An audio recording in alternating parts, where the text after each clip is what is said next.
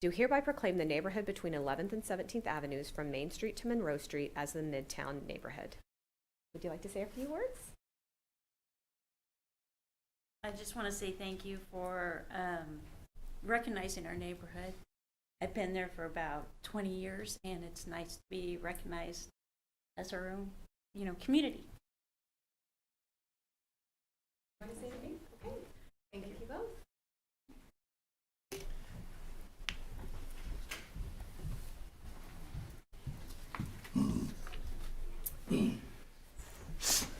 Will you please call the next item? Item 5, oral communications from the audience.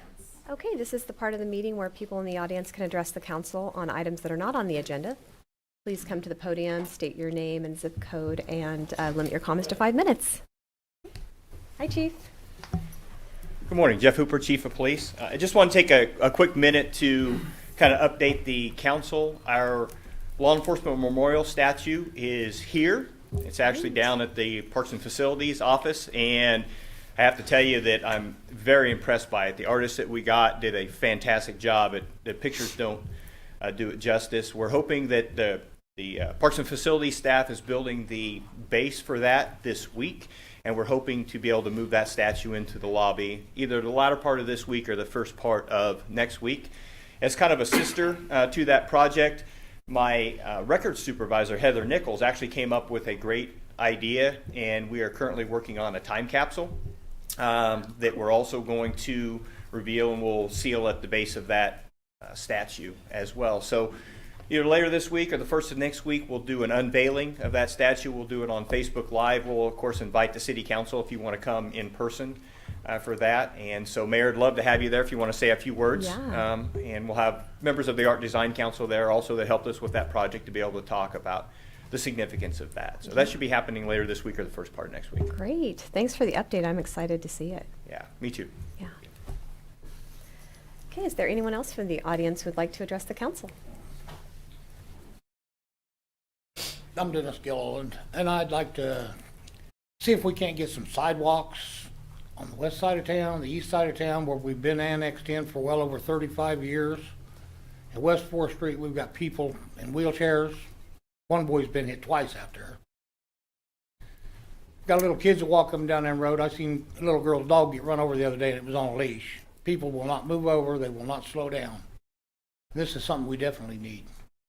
Well, I'm really glad you brought that to our attention. It's something that's certainly been on our radar for a long time. Can you describe a little bit better what part of town you're West 4th, West 4th, West like 5th, Nickerson Boulevard, East 11th Street, East 4th Street. The sidewalks end at 4th and Whiteside. We go clear to the canal as far as city limits. There's people that walk from clear out there to come in. They don't have driver's license, not allowed to drive. yeah. Jeff, walk me through the process because this is an enormous problem in our community when we've annexed parts that never included that infrastructure or built new subdivisions without sidewalks, and now we don't necessarily have sufficient right-of-way to construct. I mean, would we have to purchase right-of-way? What would that process be if we were to? Under a perfect scenario, which I've never seen in my career, you have 1% willful property owners that want to have sidewalks and lights on their property. What typically happens is you'll have a percentage of neighbors in the area that want to have the sidewalks, but I want it to be in your yard, not mine. Mm-hmm. So we run into that, and that can be problematic. The funding mechanism, a lot of cities will just straight out general fund it, but some others have had a practice of special assessments, things like that. And there are some cities that have standalone special ordinances that deal with it specifically as to how it has to be supported from within the neighborhood before it can rise to the level of being an actionable item. That's something we'd be happy to return some information on by the time of the next meeting. Maybe put it in context with the requests that we're seeing. Dennis, what do you think the worst, what do you think the highest priority is as far as which street? 4th Street and 5th Street West You know, Fifth Street or Nickerson Boulevard, if you wanna call it, it's sand. The kid gets off there and into a wheelchair, he's stuck. And the wheelchair weighs 250, 300 pounds, it's electric. Fourth Street, he's got nowhere to get off. And on Fifth Street, west of the Cow Creek Bridge, Yes, Fourth Street, west of Whiteside, Whiteside. at least to Halstead, you know, I know there's several from Halstead, Hendricks. I know there's kids that will come from farther than Hendricks out to walk into town.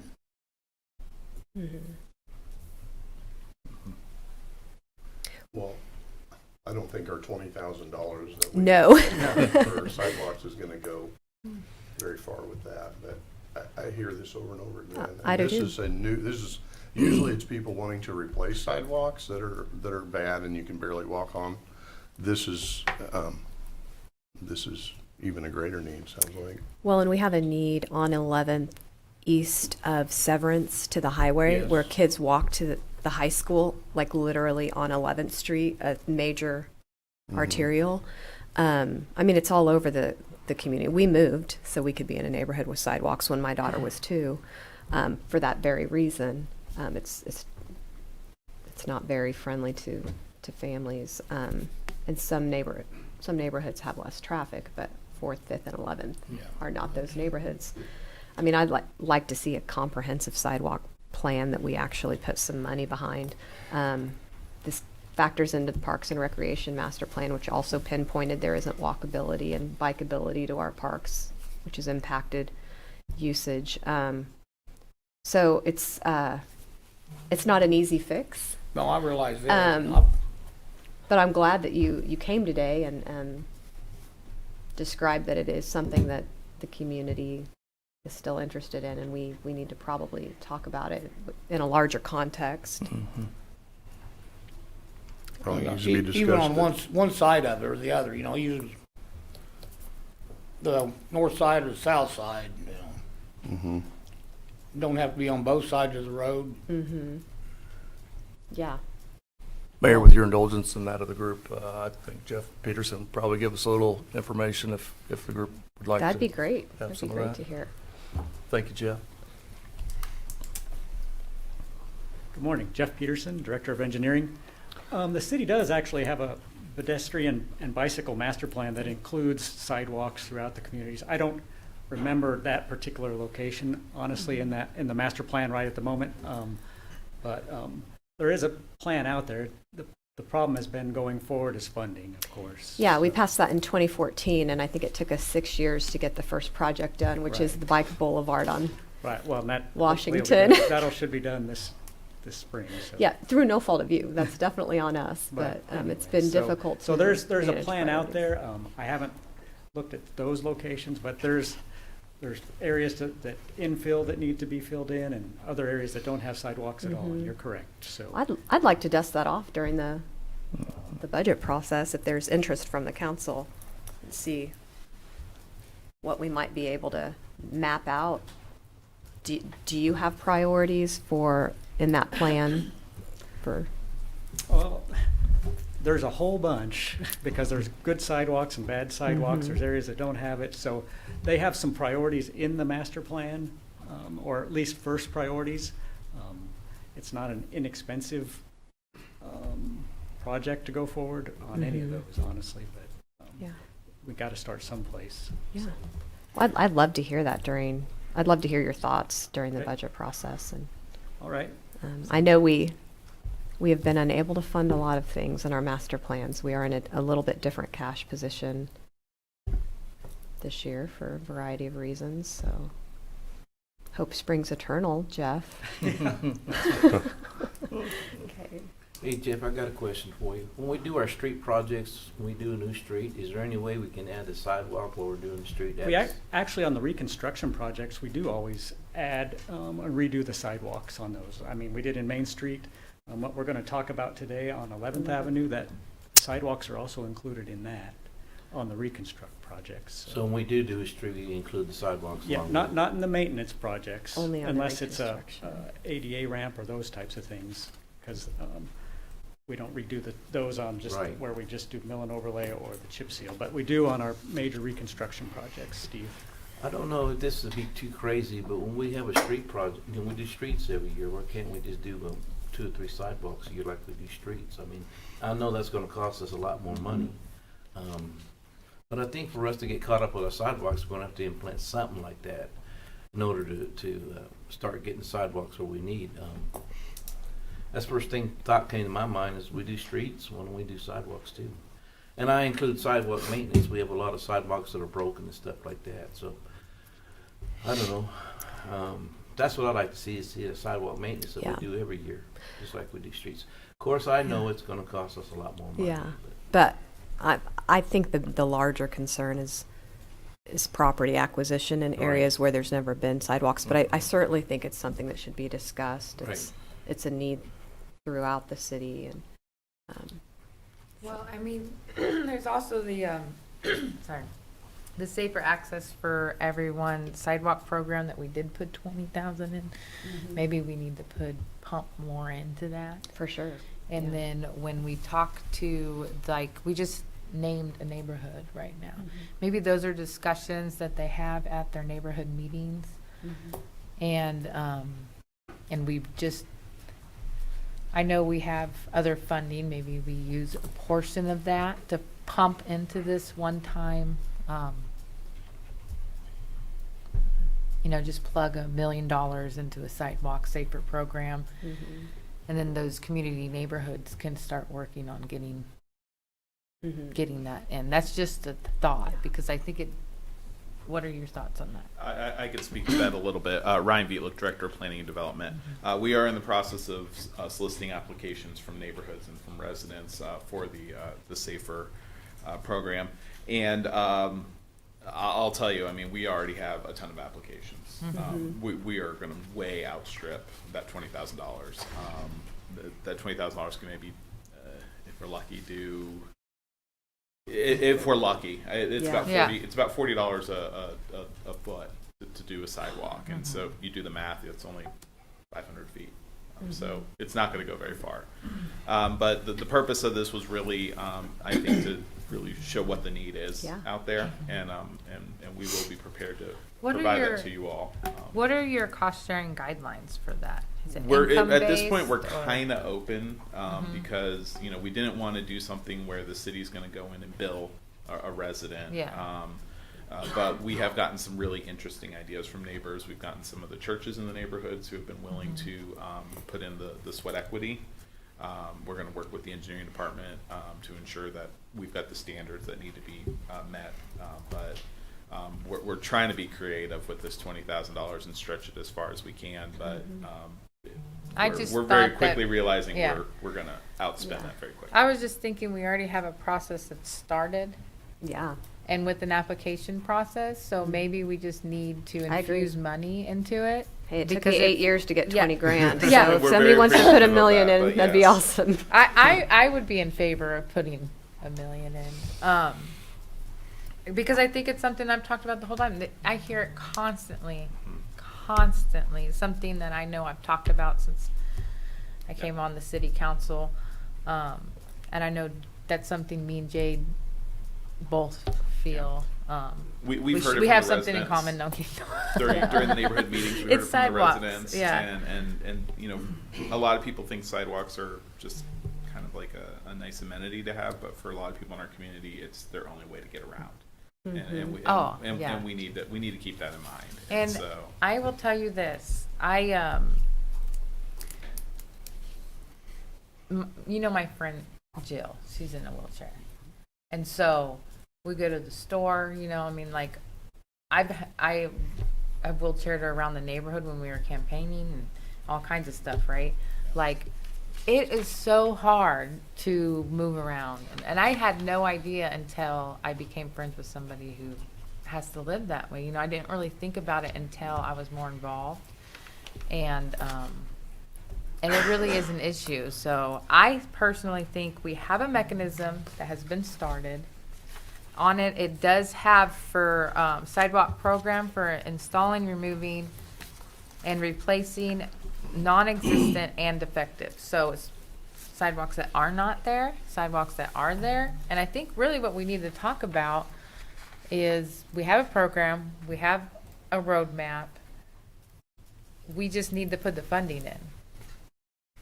Yeah, I definitely think that's something that we should discuss in the budget process, now that we continue to hear about it and. I would, I would totally agree with that.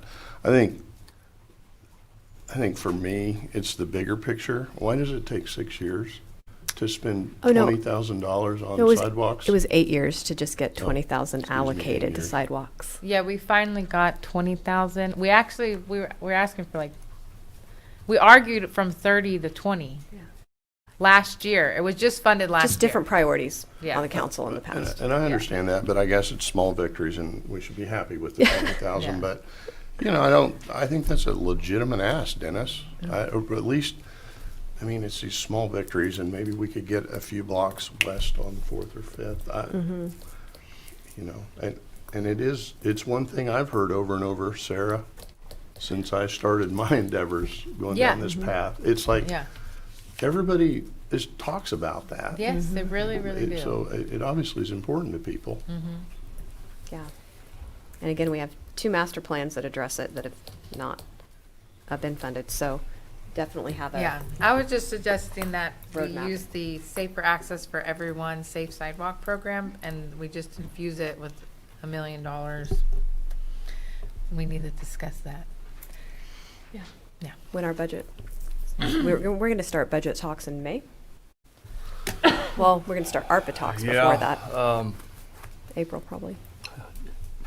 Yeah, it's been a year for us not to have a calendar that's completely solidified based on what's being thrown at us. Yeah. Yeah, soon. Okay, Yeah. great. Thanks, Mayor. Yeah, well, thank you again, Dennis, for bringing that to our attention. And for Ryan Thank you, and Jeff guys. for your remarks. Is there anyone else in the audience who would like to address the council?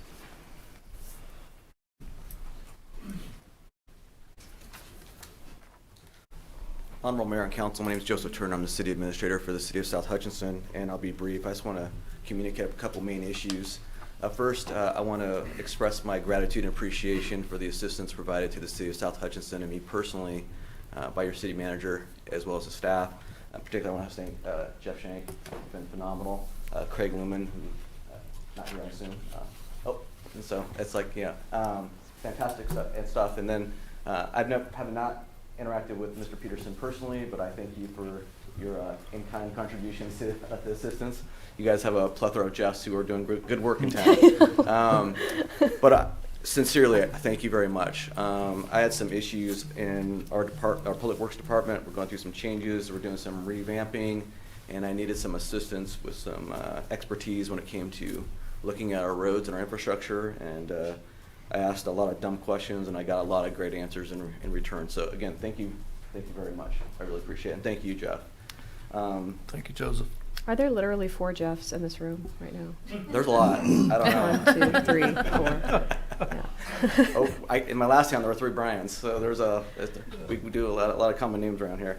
On a serious note, too, I want to express my desire on behalf of our governing body to look at ways that our 2 communities can work together, maybe create some synergies, some symbiotic relationships. I'm a big believer in trying to find more efficient and effective ways of governance. I did not come to this career by the traditional model of going to college and getting your MPA and becoming an assistant to and working your way up. I started in the private sector. I wanted to be an investment banker involved in mergers and acquisitions or a commodities trader and so forth and so on. And my life took a very circuitous route to get here. But be that as it may, I look at things much differently than some of the traditional city administrators or managers that you might encounter in this profession. I'm a big believer in trying to find ways you can leverage your resources, add value, find value. I've not had the pleasure of meeting Councilman Richardson, but I'm familiar with your name and your reputation a little bit, and I think you might be looking at things very similar to how I look at things, like innovative ways of trying to extract value and so forth and so on. And I've had a fantastic relationship with Jade in our previous discussions, both in your political and your professional capacity. So I'm really excited about the future of South Hutchinson, and I'm really excited about the future of possibly working together with the City of Hutchinson and especially with Jeff on trying to find ways where we can benefit both of our communities. Thank you for having me today. Yeah, love to hear it. Thanks for coming. And I think this council's really interested in collaboration too, so. Thank you, Joseph, on Yeah. behalf of the Jeffs. We appreciate you very much. And the others. Yeah, it's nice when you can form that professional relationship of trust with your neighboring jurisdiction and pick up the phone at 10:30 at night and not offend anybody by having a phone call. So, I Yeah, mean, there's yeah. that. It's good. And It's really all good stuff. appreciate you taking the time to come and give kudos to the staff. They don't get a lot of that at the podium, but that's great to hear. Are there others in the audience who would like to address the council on items not on the agenda? Okay, hearing none, please call the next item. Item 6, consent agenda. Is there a motion or discussion on the consent agenda? I'll make a motion to approve the consent agenda and authorize the mayor to sign. I'll second that. Okay, we have a motion and a second. Is there any discussion?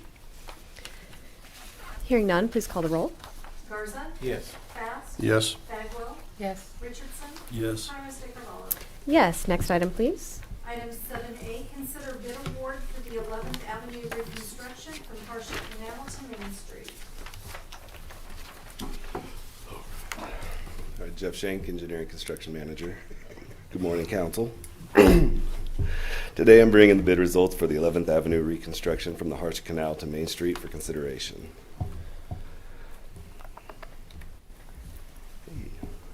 The 11th Avenue between the Harsha Canal and Main Street is a mile-long stretch of roadway that carries an average of 3,375 vehicles a day.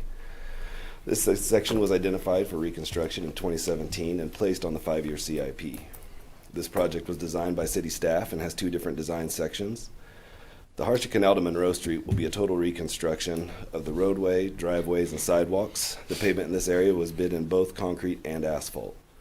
Monroe Street to Main Street will be a partial reconstruction where the curb and gutter, driveways, and sidewalks will be replaced. Then the road will be resurfaced with asphalt. Some storm sewer line will be replaced throughout the project area. On Tuesday, March 8th, the city received 3 bids for this project. The engineer's estimate was $3.25 million, the approved budget was $2.6 million, and the low bid was $2,664,126.79. The engineering department recommends that the city council approve the low bid by votes Parga Construction and authorize the mayor to sign the construction contract in the amount of $2,664,126.79. I am available for any questions. Okay, are there questions from the council? When would this potentially start? Would it be after the Fifth Street Bridge project is finished? I don't know yet. We haven't got them on board and actually got a contract with them in the construction. They are looking to be aggressive, I know, just because we have a pretty tight timeline on this. So that's. Because it's supposed to be completed by November 18th, Yes. right? I did have a question about the low bid, and I had discussed this with the city manager. I noticed that our local contractor was almost $1 million more. Can that just be attributed to maybe they were really busy and? Yeah, there's a lot of factors that can go into it when you're bidding. Not having availability in your schedule is one, but Okay. also throwing. I don't know what they did, so I don't want to say what they did. Mhm. I do know that they're doing the asphalt for Votes Parga. Oh, okay. And so I don't know if they wanted to perform just the asphalt part. I see. If they couldn't get good concrete numbers,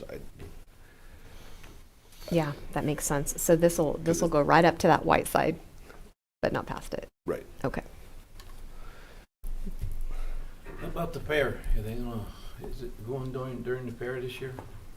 It probably will be going during the fair this year. Are they gonna go to the fair, or are they gonna shut it down, or what? Out there on West 11th, it's not a major route Okay. in and out to the fair, so we allowed it to stay running during the fair. Okay. Okay, other questions, or is there a motion on this item?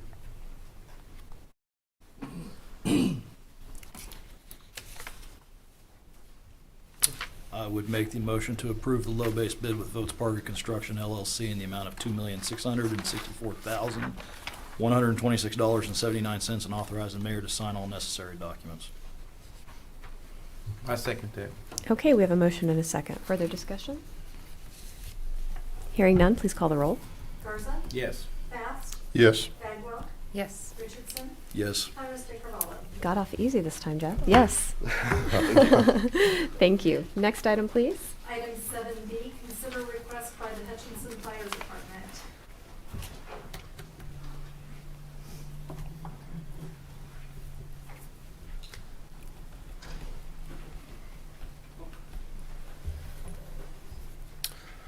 Morning, Mayor, City Council.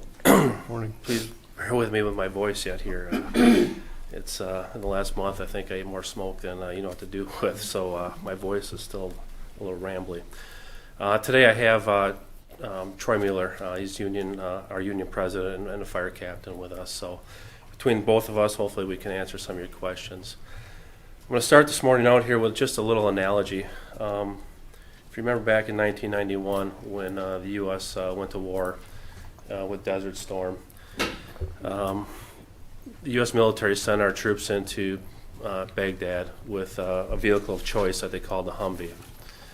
This Humvee really took its toll early on in the war when we hit a bunch of IEDs. And they found our troops actually fabricating them on site, basically trying to put metal plates in the floors and in the doors to protect our soldiers. And this request that's been presented before you is sort of on the same thing. We're at war with just a different type of thing with my men and women on the HFD. Some of the equipment that we have, they're old converted squads yet from when the city ran squads. They're 20 plus years old. This month marks my 5 years in Hutchinson. And over the last 5 years, I use a term, a lot of observations that I make here to try to make HFD the best it can possibly be. One of my biggest things is understanding that my men and women are our number one asset. They should be your number one asset. And I will do everything I can to protect my men and women and give them the best tools and equipment to do the job. It's not fair to send them into battle, basically, with what we have. And we are changing our tactics. What happened here in the last month, and especially the last Saturday when we went on the tour, I pray to God that that'll never happen in Hutchinson again.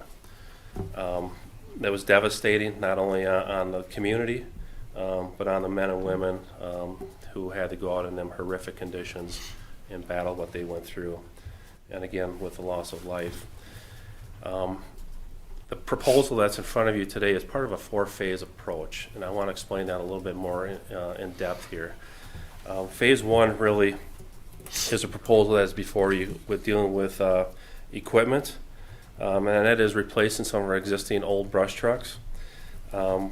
Protective gear for our firefighters. Our Weiland gear is over 10 years old. It's shot, it's worn out, the Velcro don't stick. You go right down a whole laundry list of stuff.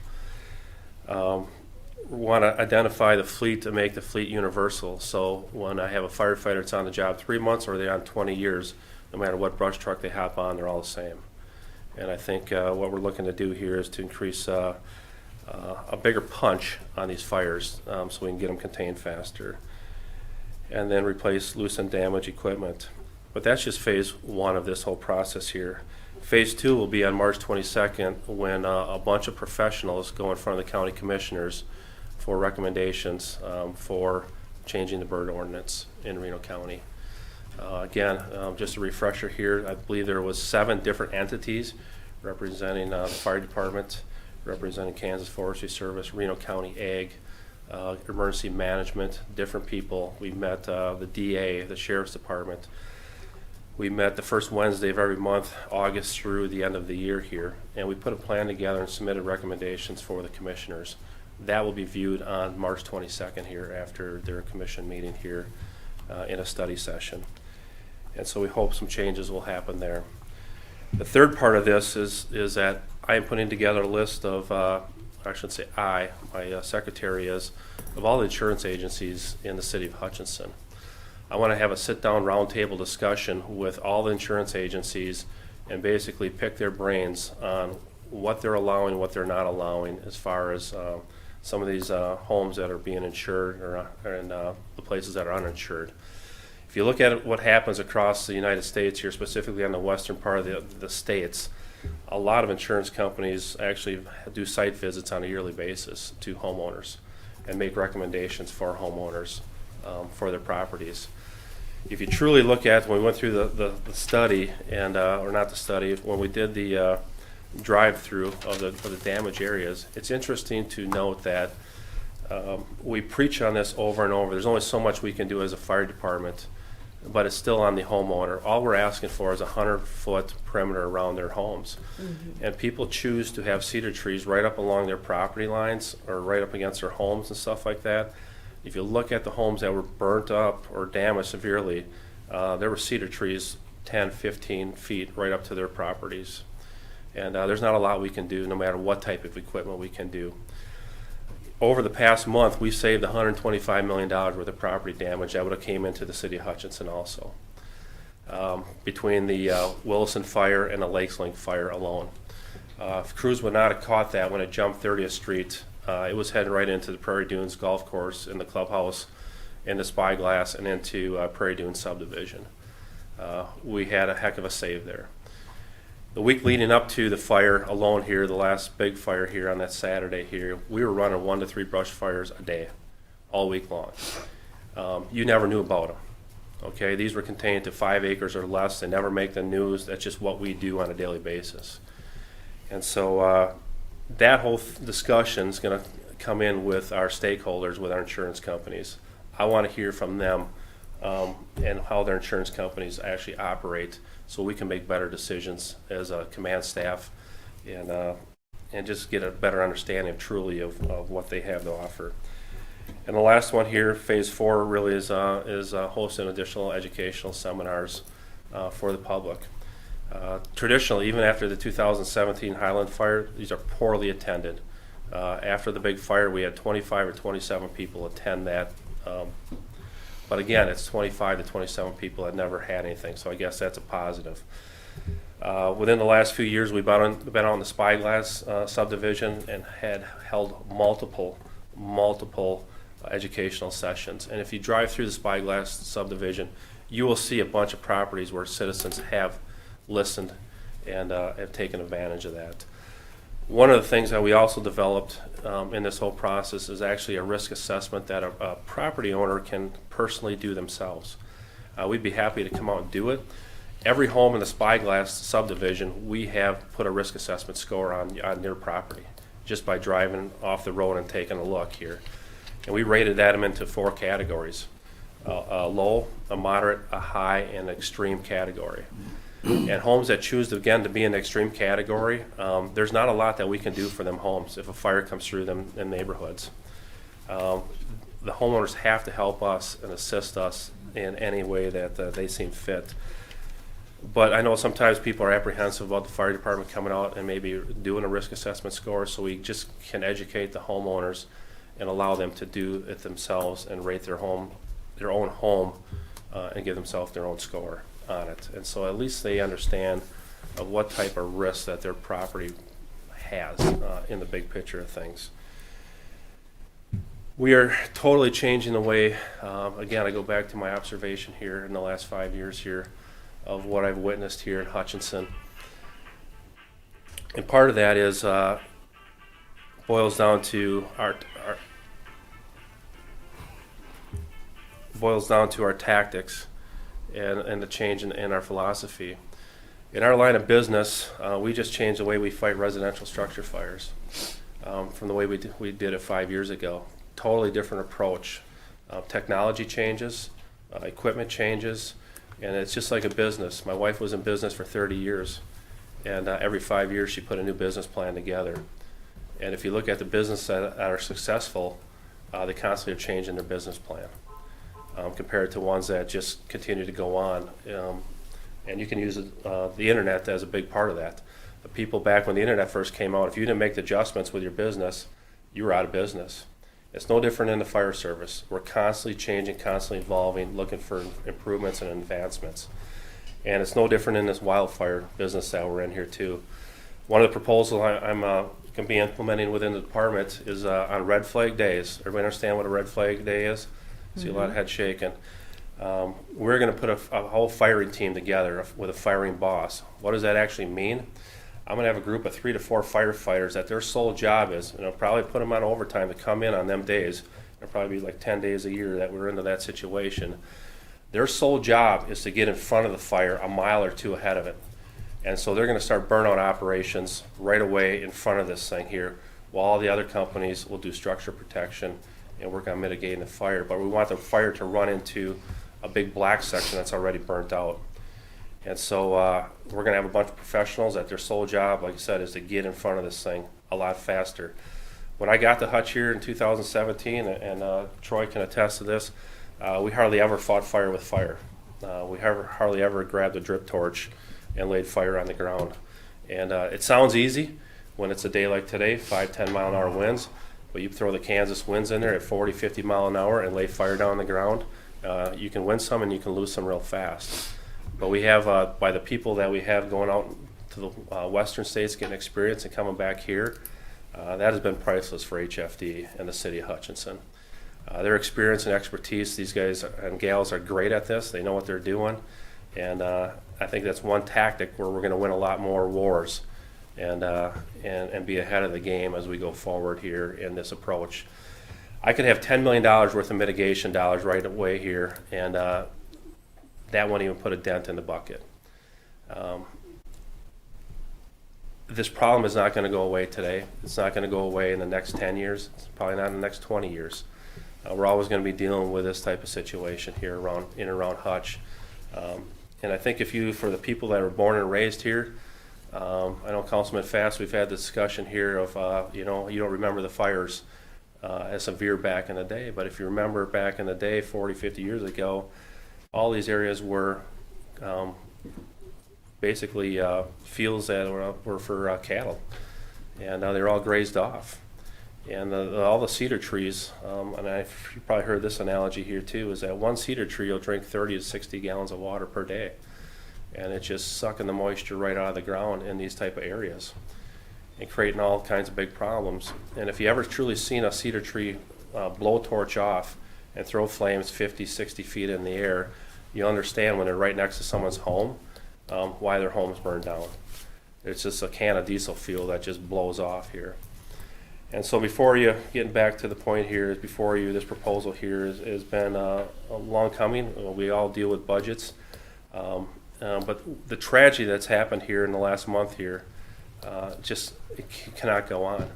And I cannot guarantee you that it cannot happen again, but I can guarantee you that we have to do a better job for the men and women of Hutch Fire and what they do on a daily basis for this community. And they're putting their lives on the line each and every day with responding to these calls. And all you have to do is look at the back of Brush 41 that's burnt up, and you understand some of the tough situations these men and women were in here the last week. This fire is still not 100% contained. This weekend, we were still out there putting fires out, cutting trees down and stuff like that. I'm hoping this week here, if I get 2 consecutive days where we've not been called out to this call for smoldering trees or stuff like that, we'll get it 100% contained. But we're still not there, and you can see how labor intensive, even though the fire happened over a week ago here, the fire is still not closed. So with that, I'm open to Troy or Art to any questions that you may have. Okay. Chief, here, I got a question for you that concerns me. What you said on one is the insurance companies. So are you going to make the insurance companies, or it's their decision what to make, but they have a certain 100 feet around their houses, ask them to do that while they won't insure them, or what's your? No, I'm just curious. Basically the insurance company's perspective of how do they insure homes? How do they regulate their business? There's hundreds of different insurance companies out there. I'm just curious to pick their brain a little bit and just have an open discussion on. Are there things that they can see that we can do better as an agency? For HFD, is there better educational tools? I wish we were a Firewise community. Do they support Firewise communities and stuff like that? And it's just educational stuff that we can do maybe together, working with insurance companies and stuff. I think it's one of the glitches in the system here we spend a lot on the forefront of things here, but on the backside of things of how we can be more productive and working with the team players that These people are insuring these homes and stuff like that, so. Well, the last thing I don't want, we're gonna do what we have to do. The last thing I don't want is hear from residents, we can't live in Reno County or whatever because the insurance cost is too high. I mean, I just want to get a little bit of feel of what you're talking about. I understand what you're saying now. This is purely educational. Okay. Okay. I want to know what we can do as a fire department. These guys have a lot of tools and resources available to them as an insurance company. What tools and resources we might be missing that we can use that they can supply through a grant or through whatever to Hutch Fire or to our community? Okay, other questions from the council on this request? Can you help clarify what the current, I know there's some gray area, but what the current situation is in regards to HFD's responsibility out in the county and how that's handled? Sure. Before I got here, back in 2000, the city and the county agreed to merge Fire District 2 into the city of Hutchinson. At that time, the city, or the Fire District 2 had 2 fire stations. Station 7, which was right by, the building's still there, right by Central Christian School on 30th, and then the one on West 4th Street, out of town here a little ways. Them 2 stations were manned by 20 full-time people. During that merger, the 20 full-time people came to be part of Hutchinson firefighters at that time. With that, we went from 24 square miles roughly of city that they protected to now we protect 107 square miles of the perimeter of Hutchinson, basically, and the more the populated area around the perimeter of Hutch. We actually drive through South Hutch to get to part of District 2 down by the furniture store, down on South Hutch going out of town out that way. And so it pretty much encompasses the perimeter of Hutchinson quite a ways. At that time, we inherited their brush trucks, we inherited their equipment, again, along with their personnel. The county pays a proportionate, and Angela's could probably talk better than I can on it, but part of our budget, is about $2 million, a little over $2.1 million, comes from the county to subsidize Fire District 2 on their response compared to the $7 million that the city funds for our department here. And so it's a cost share about 20%, 21% of the total cost is come through the county in that cost share from Fire District 2. Okay. Does that answer your question? That helps me a lot. Thank you. Mayor, I noticed that on this request, we don't have the price what they're asking for. Is there a reason that is? Oh, they're asking for $830,000. Okay. I think it's 880, isn't it? Oh, is it 880? I'd have to look back in the packet real quick.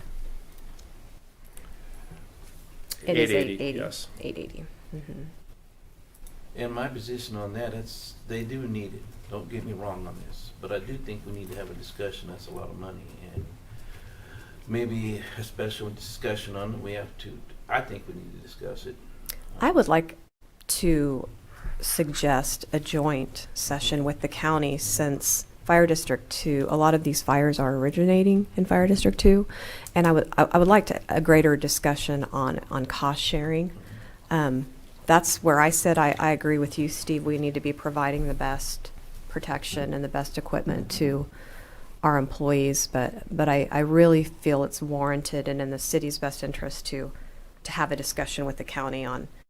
That's kind of where I stand on this, and I also feel strongly that this is not something we can buy our way out of, as you have said, Chief. Like, this is so much larger, and we need to ensure an adequate response to the fire mitigation plan on the 22nd, or it doesn't matter how many brush trucks you have if we're not going to be changing policy. So I'd like to see a larger discussion with the county on an overall plan of spending, cost sharing, and what kind of policy change should be recommended to prevent this from continuing to happen. Well, I agree, and I think we need to have this meeting quite soon, because when I was on that bus, they need the equipment. So we need to have it soon.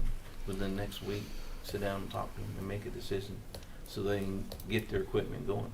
So, Well, I believe that this request is in response to next season's. The idea is to get it ordered and I would like to order this week if I could. You need to understand that whether it's turnout gear, equipment, the chassis on trucks are a year plus out. Mm-hmm. And so I have to get this stuff ordered now if I'm going to receive it in any time, even the turnout gear, stuff like that. It's backlogged. Tires on our fire trucks, it's 9 months to get a tire for a fire truck on the front end of a vehicle. Mm-hmm. And so everything here is not something we can just go out next week and purchase this. Yeah, I understand the urgency, but I don't feel it's fair to the city's taxpayers to not have a conversation with the county on this. Is this the county's part, or is this the whole cost, 800? Is that the whole cost? This is a whole cost. Gotcha. And the county wouldn't be billed for 21% of this, I'm assuming, like have we had discussions at all with the county yet? Had a sit down yesterday, and we were contemplating the exact same questions you guys have, and I think Chief's done a pretty good job of this, to the extent of what he knows as far as availability of equipment, what that looks like. Yeah, I think some larger discussion is probably warranted. Do you think we could talk the commission into having a joint session with us after their meeting next week? I've got the email half written. Okay, because You that's guys when they're are- going to hear the mitigation plan. I think we'll know Yeah. more where they're standing on the policy side. I'm hoping, maybe. Yeah. I don't have a feel for that. If you guys are in agreement on that, I'll fire this email off. I don't know where you two stand on it. Well, my main concern would be what the county's cost share, if they were going to allocate any ARPA funds to it as well. Just because personally I know that the county got way more ARPA funds than the city did. Double. Like, they got twice as much, but yet we're 60%, of the county. We have 60% of the population, and we're Hutchinson's main driver for a lot of the economy in Reno County, but they got $13 million. We got like under six. It's a little bit shy of 6 million. County has 13 million. So I'm not saying that we need to get you this money, right? I just think, I think if the funding's going to be with ARPA and the benefit's going to be mostly attributed, I personally think that the ARPA funding, because ours is so little, we have, like I said, shy of 6 million. The county has 13 million. It's over double. And we have a lot of stuff here in Hutchinson that I think these funds need to go to. I mean, I'm sure it's spent. Our little 5 million, we have a huge budget, right? Like, I think with operating and everything, it's like a $94 million budget every year. And it's like close to 40 million off, like just a general fund budget, right? So we're talking about $5 million in ARPA funds. The county has 13. So I personally think that we need to see if we'll come to about splitting it 50-50 personally, because of the way that these funds are allocated. I understand 20% is what our fire agreement is, but these funds are separate from that agreement. And as the county has gotten twice as much as us, I think it would be only fair that us being 60% of the county gets pushed on that issue. Now that the county probably will not agree with me, but I think we do need to talk about cost sharing. But then on the other note, we need it, and he needs to order it now. Is there any way we could approve this but then negotiated some cost share with it afterwards? That's my next question. Well, I wouldn't be comfortable saying we're going to spend 880 and then hoping that the county would chip in. I think we should say that we're in general. I'd be willing to signal we're in general agreement. He knows what we need most. Chief knows what we need. But I don't know where the rest of the council feels on that. I don't think we should do anything until we talk to the county, and then we go from there. Well, we do it fast. We do it soon, because he needs the equipment. Can we have a meeting? I think Jeff was going to request a meeting following March 22nd. Yeah. following the 22nd commission meeting, because that's when they're going to hear the fire mitigation plan. It's up to them whether they want to accept that. I certainly think they care just as much, if not more, about this issue as we do. So,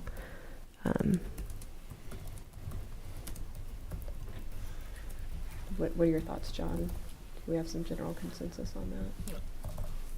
Can we wait one more week? 1 week? If we can get that done next week, that would be fantastic. I would be curious to hear what the county commissioners have to say about it.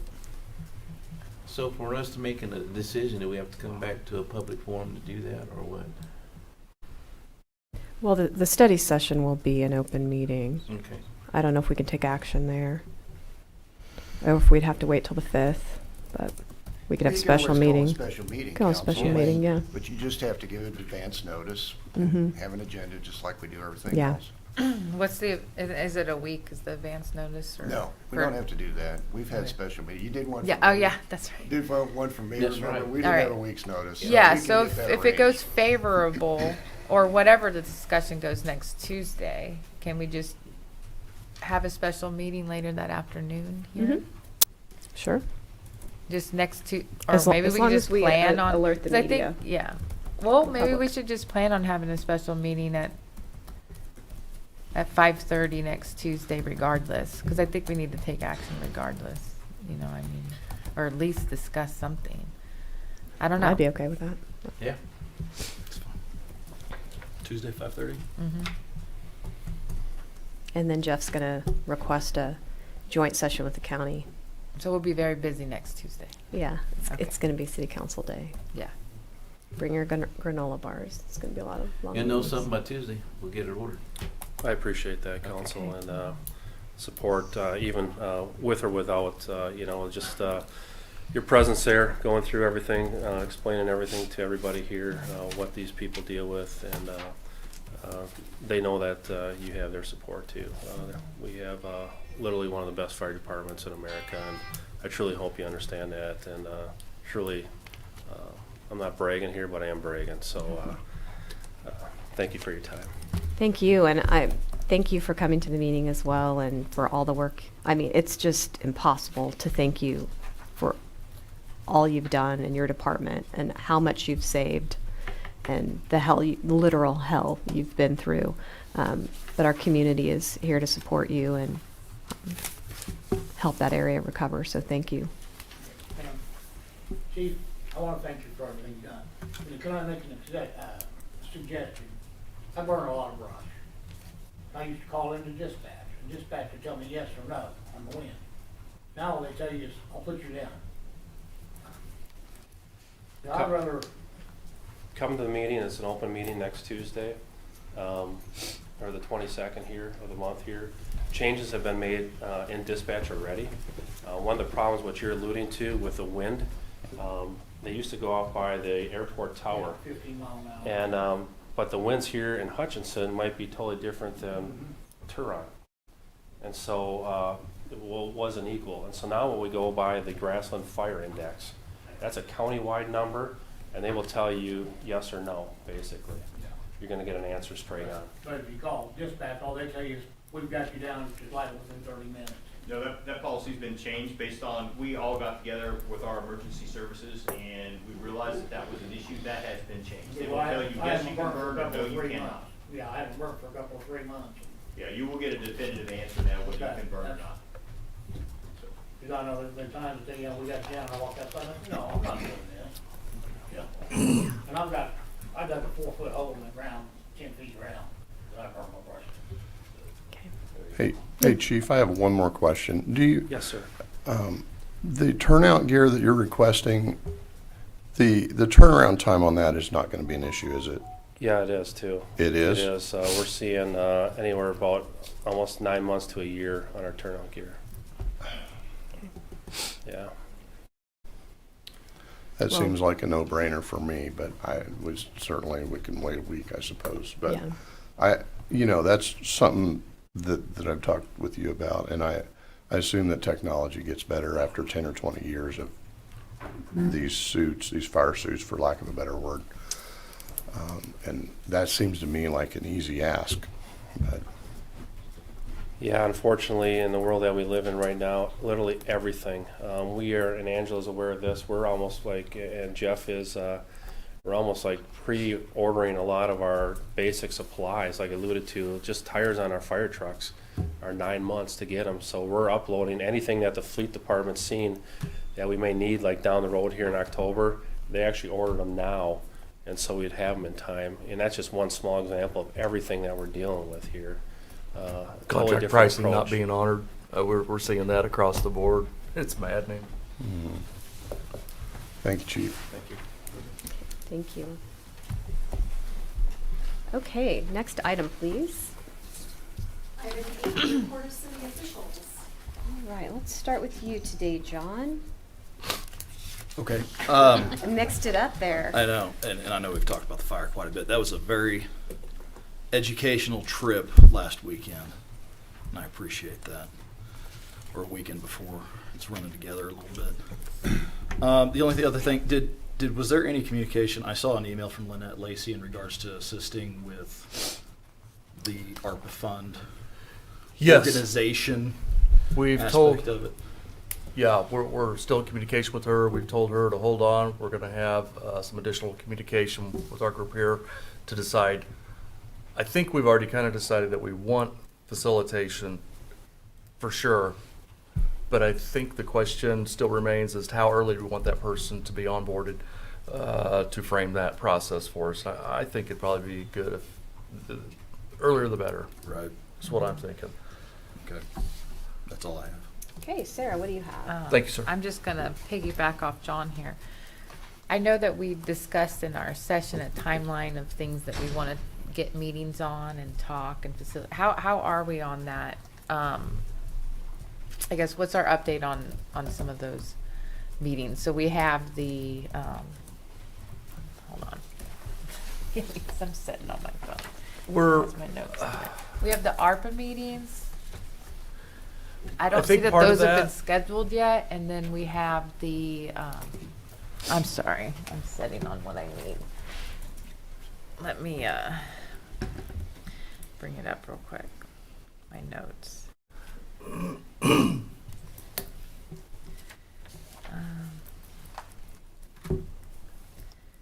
Okay, so we have the ARPA meeting to decide what we're gonna do, like what our process is, so that any outside agency, other than what our, what our internal funding is gonna be and what our external funding is gonna be, and then how that external funding is gonna be allocated.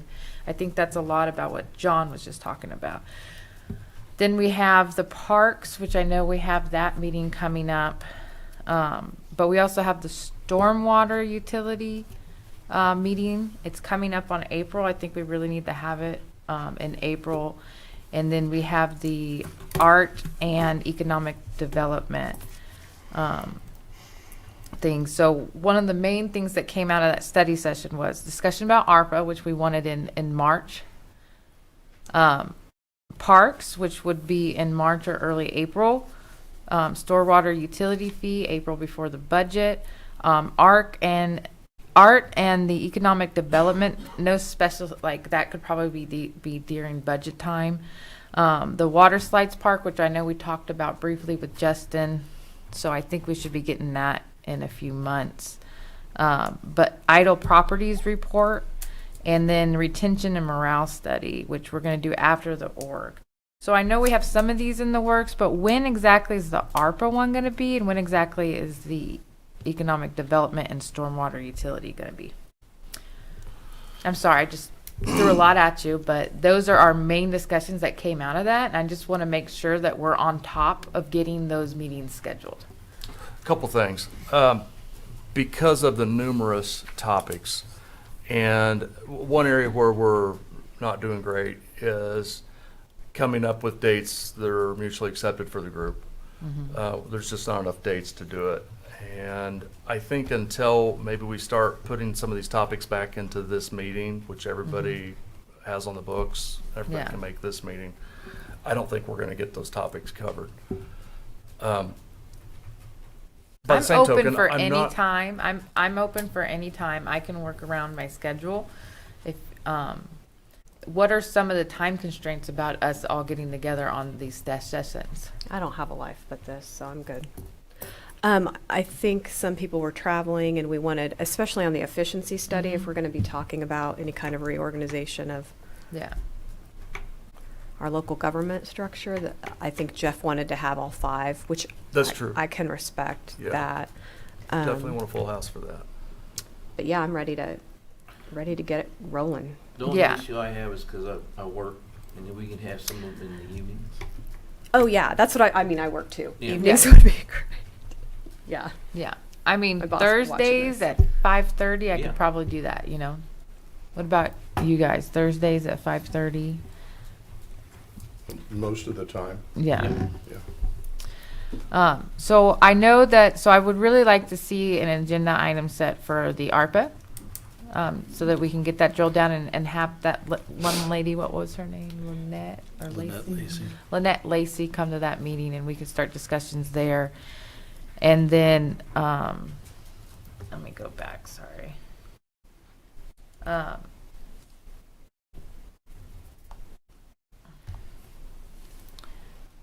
Stormwater utility thing, that's something that we could get done relatively soon because I believe he's already ready with this presentation and wants to unload it on us, isn't he?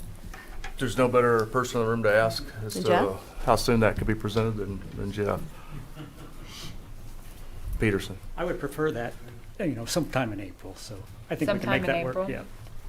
All right, is there a consensus on for us to get the city manager to schedule something yeah. in April? Well, don't we have something scheduled on the 5th of April? Yes, and don't we have a Parks and Rec one too? Mhm. Okay. So I feel like we have a couple in April already. Mayor, is it really necessary that the group have a work session to discuss whether or not we want Lynette Lacey to facilitate? I think we've already come to that. Yeah, I think Point. we would have the session with her. to Yeah, we start would the just get her process. Yeah. Mhm. teed up and we would hit the ground running. Okay, Yeah. good. So we can start making funding decisions alongside the budget discussions. Mhm. Will So be that's on the sooner or April 5th? Mm-hmm. later. Well, I think April 5th. 6:30 p. It's at the bottom of the. Yeah, man, I can't even remember which one that one was. That wasn't the efficiency study, was it? Because we were thinking the 19th. No, for we've that one. scrubbed that one, but we've got a new date identified, hopefully for that, and it is a council meeting date. And that's in the evening on that, we have the council Mhm. on the meeting. Not yet. We don't have that confirmed with the consultant. They were able to do a midday, and I think they'll equally be able to do an evening, but I need to check with them to see if they can do that. But if we can start converting some of these over to our regular council meeting, I hate to do that. I know it can push a meeting long, but we're not then having to hustle you guys for evening meeting dates and finding out that it's not. What if we did I the would- stormwater one on the city council session of April 5th? Yeah, and then Yeah, have let's one do that. afterwards, yeah. Let's do that. Well, I didn't Study session after the April 5th city council But meeting. what is the one in the evening? Is that the one you said you We eliminated? already have one in the evening. Yeah, I have one in the It's evening. just a work There, study I put a session. request out and found that wasn't going to work. That was with the Raftellus group. And so Oh. now what we haven't reconfirmed, because I sent a group message out to y'all That saying, was on the sorry, 12th. scrub that one. That was Yeah. on the 12th. The April 5th meeting was a work session. Well, since there's no shortage of topics, we'll certainly, I'm glad we've got that date set. I do recall that. Jeff, are you able to go on that date with? We'll try to make it work, yes. Okay. Okay. Well, that's a high priority item, as I recall, for the entire group. Maybe that's a good one to hit Would on it that be day. Yeah. okay for Mr. Peterson to present that during the regular city council meeting that morning? And then we could do the ARPA in the evening Correct. if Lynette was available. Yeah. Correct. And then, Yeah. because we have Yeah, to I start think this so. ARPA before the budget, because it's Yeah. going to It might dovetail. get Yeah. quite long, but it's up to you guys. That's fine. You're a great speaker. All right, so April 5th, after city council meeting, we do For stormwater. stormwater. April 5th, 6:30, we come back, ARPA. And let's get that Yeah. down. I'm sorry, I want to get this right in the minutes. Mr. Richardson, did you say you wanted the stormwater discussion during the council meeting or That's- after the council? I had asked for it during the council meeting. Okay. and Sarah, you just said after the council meeting. Huh? I just want to get this I'm right. fine either way. Oh, do you I want it was as saying- an agenda item? I was saying put it as an agenda item. It doesn't matter to me. Stormwater. It's half a dozen of one, 6 of the other. I don't know Okay, that we we'll can be do it as taking an agenda action. item, and then, yeah, that's fine. I just thought it was more of a informational before we put an agenda item for voting on. Yeah, but we've had items on our agenda that Yeah. we don't vote on anyway, Okay. so, That's fine. yeah. Okay, make sure I've got this right. Stormwater Okay, sorry. discussion, April 5th, with Jeff Peterson, support staff, during and part of the regular council meeting. Correct. Okay. Same day, April 5th, 6:30 PM, ARPA, we will pre-invite Lynette Lacy, hopefully she can make that date, and we'll hit the ground running with that for ARPA. Did I get that right? Okay. Awesome. What's Thank that you, guys. date again? For our- April 5th. Okay. Okay.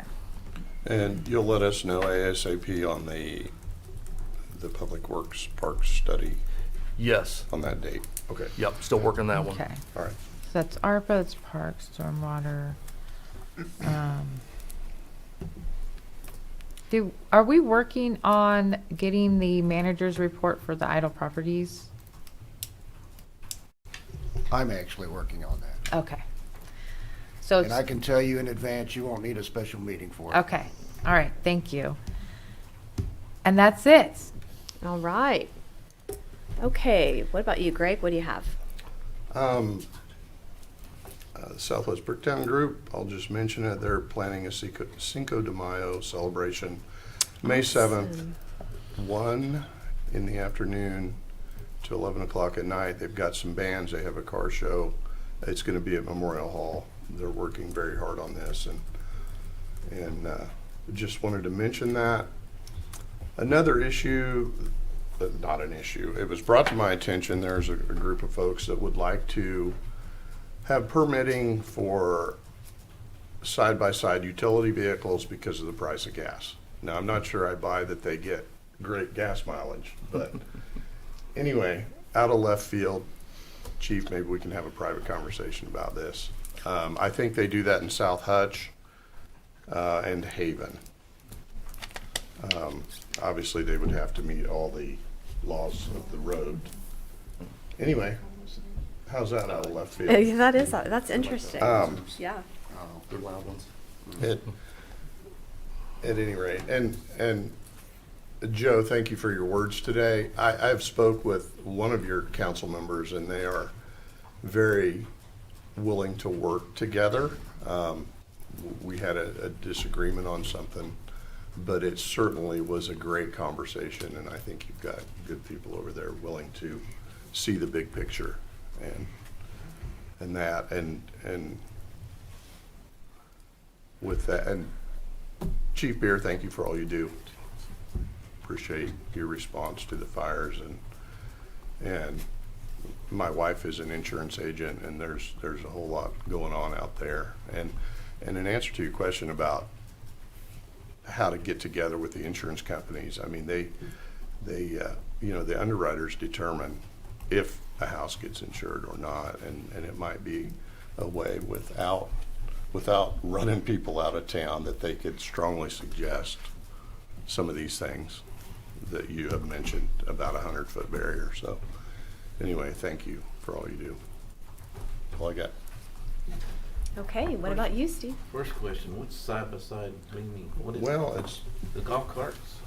well, it used to be a 3-wheeler years Oh. ago, and now it's like it holds 4 people, and Is it battery operated? no, it's gas. Gas. It's like a 4-wheeler, except it's got seats in it now, and shoulder harnesses, and Oh, cool.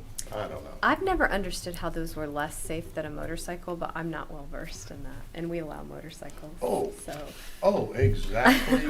Right. That's why I think that maybe it's worthy of the 3.5 minutes that I've spoken about it. Yeah. Maybe having a conversation, because we allow motorcycles, slingshots, and those 3-wheelers all. We even have like somebody who puts lawnmower motors on like a bicycle, and Yeah, we've those got all run kinds. around. We've got all and kinds a guy of stuff. on a skateboard that has this one big wheel on it that I would kill myself on that thing. Yeah. Anyway, I'll be in touch, Chief. How about that? Yeah. Is that where I need to start, Jeff? Not that I'm for or against it, I just think it ought to. This is a worthy of topic, discussion. even in my time here, I think it's come up 3 times that I know of. No. Legal has a whole binder portfolio of information on it, the pros and cons. Okay. And there's a growing number, and the class of those type of vehicles is expanding. So what's being described a little bit to me sounds like the Razor type vehicles. Exactly right. They can go 0 to 80 in about 5.5 seconds. They're fast, with about a $30 muffler modification, and everybody wants this because it makes them really cool. They're loud as hell. Fuel economy, no, not at all. Convenient, absolutely, all day long. Very convenient. You can park them close to buildings. They're easy to park in downtown. They come with some concerns. I'm sorry, Paul. You didn't know. I will say I did do a little research. It's a safety factor. And It's a safety factor. You're they- just gonna they kill do- people if you allow those to be used on city streets. They're not designed for city street use. They're Okay. designed for off-the-road use. Okay, you don't have to be militant about I'm it. sorry. That is one of the things that, this has come up, and I've created a document for Mr. Cantrell in reference to this, because it has come up before. My concern is for safety on the roadway, and those vehicles are they're not rated. In fact, the manufacturers advise they not be driven on paved roadways. They're for off-road because they're not safe to operate on roadways. That's my biggest concern. Now, I think Mr. Cantrell is accurate in the fact that that's an expanding market, and maybe there will be side-by-side type vehicles that are road rated, but currently those are rated for off-road use only. And that's just one of the concerns I have in reference to that. We certainly can have a more extended Okay. conversation of pluses and minuses of what that would look like.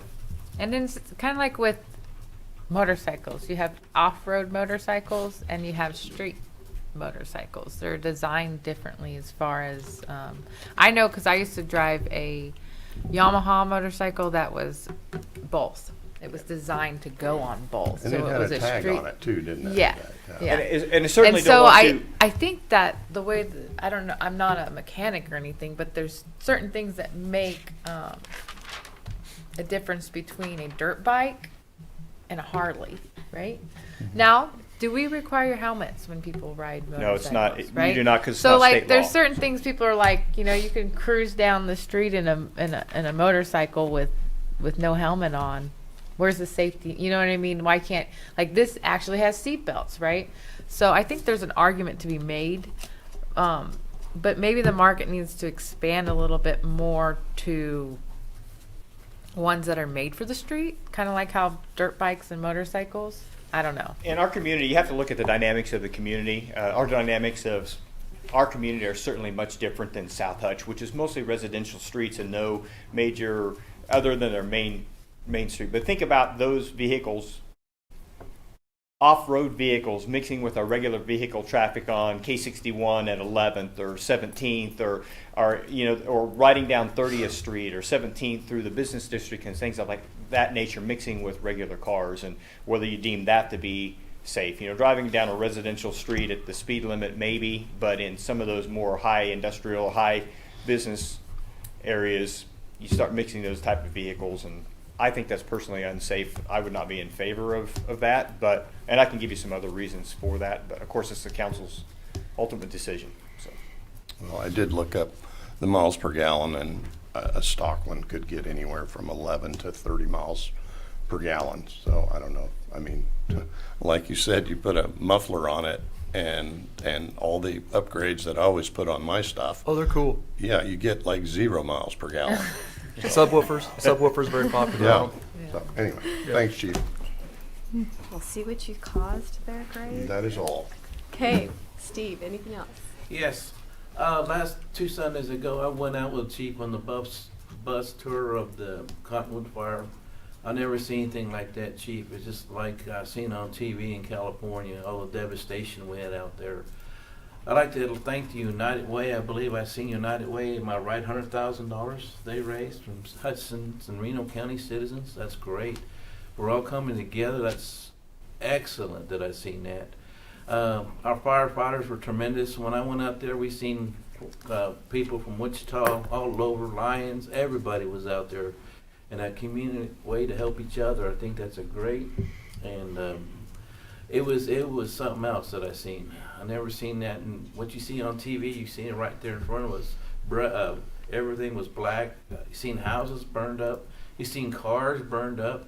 It's just like we was living in a war, and it really got to me. And I think that was great for our citizens in Reno County to come together. If anything we can do is say thank you for the county, thank you for the citizens of Reno County and Hutchinson to come together. We're all together. We all live here. So, and that's one thing we've seen right now. We all live here, and we all came together. Yeah. So, other than that, that's one example that we can come together and make a difference. So, other than that, I thank you, Chief, and your firefighters. They did a great job. And also thank all the other Wichita and all of them that came here that I seen. It was great to see all the different cities come here and help. So, I hope we don't ever see that again. That was something else. So, Yeah. Other than that, thank you. Yeah, thank you. I would like to tag on to what Garza said about the mutual aid Hutchinson received from a lot of communities and send our thanks. In reference to the fundraising effort by the United Way, that is, they're heading up the efforts of VOAD, or Voluntary Organizations Active in Disaster, and they are still taking donations if people are interested in helping with recovery efforts. Recovery from the 2017 Highlands fire took 2 years, and of course this is 3 times larger, so we're going to be at this for quite a while, and a lot of people need help. A lot of people out there didn't even have insurance, so they literally lost everything. So I'd encourage you to help in any way you can. I also wanted to touch on a few things. I've received some kudos for city staff in the last couple weeks, so I wanted to make sure I conveyed that. Got a comment on City Attorney Paul Brown, Linda, and the Assistant Parks Director, Sean, who went out of their way to help plan a wedding for someone in Rice Park. You just wanted to express your thanks. You didn't plan the wedding, but you laid it out. Said, this guy's like, he was really, said you were something, Paul. Good job. Said you're going to make him his dream wedding perfect. So I don't know what he's talking about, but That's cool. I thought that was really nice. So thank you for your efforts there. Brian Clennon and Jeff Peterson, I ran into a contractor who mentioned how great it is to work with both of you in the city of Hutch, the Brett over at Trans Systems. So it was very complimentary of you and the work you do. So thank you for that. And then the last thing I had is, I know it's a little unusual because it's not an item on the agenda, but I would like to make a motion for an item, and that is that we take our offer to purchase the atrium off the table and cease negotiations with the owner, discuss alternative options for another hotel. I feel strongly that any investment made into that property made sense 2 years ago. We were trying to save a convention center worth $4 million, but I don't think in good conscience we can rightfully invest $1.6 million in a structure that is then going to require another $500,000 in asbestos mitigation, and then going to require another $500,000 to $1 million to demo it. Owner has been non-responsive to Jeff. Today was the deadline that we gave the owner, and I don't know how everyone else feels. Is that a motion? That's a motion. I will second that. Okay. Is there any other discussion? Anyone feel strongly about that piece of? Do we property? have alternative plans that you've been looking into since? Yes, and Because- I will be calling an executive session to Mhm. discuss those, because it's not quite ready to, we don't have a contract or plans. All of that has to be decided on the council. I just want to get the Mhm. council's feel for whether you want to When's move the it or not. executive session going to be today? Today. It'll Oh. just be a few minutes. Okay, all right. But okay. That's all I wanted to know. As long as we have a plan of action. Yeah. Because we really need the hotel rooms, and we really need that. So, but I definitely don't think that we need to be incentivizing somebody who's not willing to work with us. Amen. So, Did you have a second? You seconded. Yeah, I just want to make sure there's no further discussion before I call the roll. Linda, was that motion really discombobulated I like can make per it. usual. God bless you. Okay. Will you please call the roll? Garza? Yes. Bass? Yes. Bagwell? Yes. Richardson? Yes. Hyrus Dicker-Baldo. Yes. Well, that was way easier than I thought. So after we hear from the city manager, I will be making a motion for an executive session relating to acquisition of the real property exception. So over to you, Jeff. Thank you, Mayor. I've already heard back from Randy, shot him an email during the meeting. If the 22nd doesn't work, what about the 29th? At what time? He does not state. It would, yeah, we don't have a meeting that day. It's an Yeah. extra week. Yeah. Yeah. We really want the 22nd, if possible. Yeah, that would work. Okay, that'll be good for me to know. Okay, yeah, and we'll shoot. It just makes sense. All the fire staff will already be over there and everything will be, yeah. Okay, awesome. Thanks, guys. Thank you, Mayor. What time? I, he hasn't stated, Okay. so I don't know. And hopefully that date isn't the alternate date that we actually use. Hopefully it's the 22nd. And because he doesn't know when his prior Oh, meeting's yeah, we going really to don't end. want to hey, wait that long. There's no way to know. Okay, thank you, Mayor. Atrium, yes, that's, I agree completely with what you said. We now have a non-responsive seller, and that tells me everything. Additional attempts were made in the past 2 weeks to no avail, so that's not a single one. And these were prior methods of communication that were clearly our method of communication. Multiple means of communication were attempted. Okay, yesterday met with Randy at the county where we did discuss some of the fire assets being requested by Chief Beer, and I think it was a position from his office that they wanted to discuss it further, just exactly like what you guys had mentioned here. So it would seem that nobody is saying no, they just want additional information so that they can understand the request, I think is what I'm hearing. Budget calendar, I know that Angela normally fields that for us, and I know you guys have hit me for that several times so far. We'll work together and see if we can start plugging a calendar together and work that into our other work session. Okay. Craziness. But we'll get that done and headed your way. As far as Raftillis, that is the consultant that has worked the organizational study for us. We were looking at April 19th, potentially. That is a council meeting day, so we could do, I think the evening was preferred, if I remember correctly. Would that work for everyone? Yep. The efficiency study? I'll That's- make anything work. Okay, So that's is- great, Are we guys. looking at 6:30 to like 8:30? All, yes. Okay. Every meeting's an inconvenience, but I always make it work. 'Cause I got a busy life, but you know what? 8:30. Okay, I'll I'll make get it that email work. shot out here momentarily. Okay. Okay. Mayor, I think that's all I have. I'll rest for questions. Thank you. Any questions before we call the executive session? What time are we thinking on the study meeting? Well, I actually, just for the public's knowledge, I'm going to call 2 executive sessions. One is for under exception 75-4319B6 in relation to acquisition of real property, followed by 75-4319B1 non-elected personnel matters. So I'll call the first one. I think it should take 15 minutes. Just want to get some thoughts from the council. Do we need a motion for both or just one individual? We'll come back out and re-motion for the second one. So and I'll read it, Linda. I see you saying, giving me the don't not read it. Okay, well, I will move the city council recess into executive session pursuant to preliminary discussion relating to acquisition of real property exception KSA 75-4319B6 in order to discuss possible acquisition of real property by the city, the open meeting to resume in city council chambers at 10:45 a.m. 10:45? 9:40. Not, 10:45. that clock is an hour 10:45. off. Yeah, somebody didn't change it. Second. Okay, please call the roll. Garza? Yes. Bass? Yes. Bagwell? Yes. Richardson? Yes. Hyrus Dicker-Baldo. Yes.